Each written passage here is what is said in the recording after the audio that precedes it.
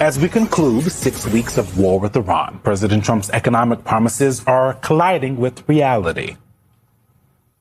We will end inflation and make America affordable again. We're going to get the prices down. We have to get them down. It's too much. Trump did not quickly defeat inflation. We just had our largest inflation spike in years at 3.3%, thanks to Trump's war of choice with Iran. And then there's gas prices. Gasoline for your car is going to be 50% cheaper than it is right now. Also not true. Trump has triggered the largest one-month gas price increase in decades. Prices are up 30% since before the war, more than $1 per gallon. Same story for the price of oil.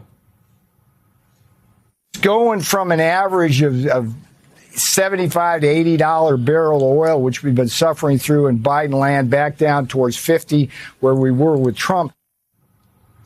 That price is roughly double what Peter Navarro promised, regularly surpassing $100 per barrel. And the White House insisted the broader economy would be booming by now. In the fourth quarter of 2025, this economy is going to be humming. The data and your lives probably tell a very different story. GDP growth plummeted in the fourth quarter of 2025 from 4.4% to just 0.5%, far below estimates. And remember those trade deals they promised? 90 deals in 90 days is possible. Right now, we're at more like 9 deals in 1 year. So far, we have formal agreements with just 9 countries, only one of which is with a major U.S. trading partner, Taiwan.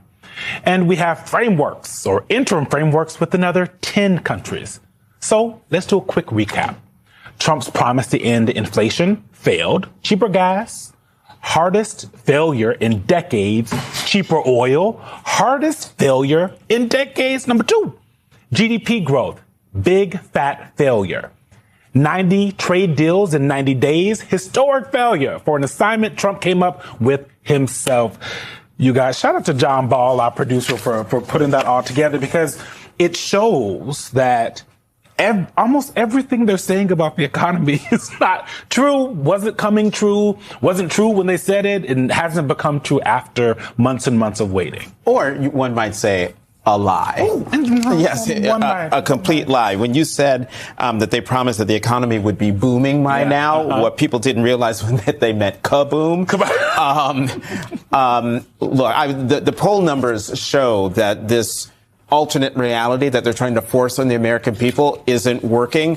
This is E4, Trump's handling of prices since taking office.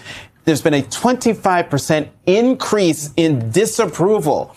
In January, he had a 45% approval rating. Now in April, a 29% approval rating. The disapprove is at 64%. And then if you look at the approval change among Republicans for Trump handling of prices. Which you're obsessed with, because why?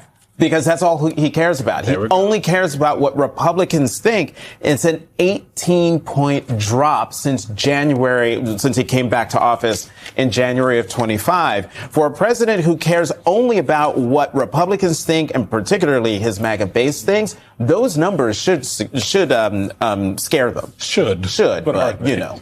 And if you're reading the tea leaves of what the Federal Reserve is doing, which is keeping interest rates up, not accommodating these higher oil prices, it shows, it potentially forecasts that there's going to be an even worse economic repercussions here than we saw in the 1970s when we had a similar oil shock.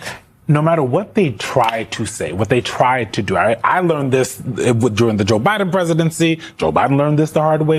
At the end of the day, you cannot force people to rethink their lived reality. Right? Like the money that's leaving their pockets every day, they know how much it is. They know how much gas is. They know how much rent is. They know how much health care is. They know when they have to steal from Peter to pay Paul. They know what that feels like and what that's like. And you can't trick them. And Donald Trump has spent years, including in his first term as president, essentially tricking people to be convinced of something that wasn't true, right? It works in real estate, right? It works when you're tricking people longer before. When you're in business and you're like, we got the best thing and everyone wants it, sure. But it's completely different when the American people have to live with the reality of what you're doing. And Jackie, you mentioned the Federal Reserve and interest rates. The idea that interest rates will be cut now, which is something that the president really, really wants and is trying to get rid of the current Fed chair, Jerome Powell, because he won't cut rates. And he's got his own guy, I think Mr. Warsh, who he wants to be the Fed chair, who I guess he's assuming will cut rates. How are you going to do that? Who, by the way, is not going to be confirmed until the Justice Department and U.S. Attorney Jeanine Pirro decide and publicly announce that they're no longer going to pursue an investigation against Jerome Powell. But we should also note that this is not just impacting America. Gas prices in Europe are even higher. They have skyrocketed 60% higher than what they were before the war. Oh, just wait till 60% increase in gas prices hit here. And we'll see the pitchforks in the street. We're going to have to leave it there. I'm going to start biking. No, you're not.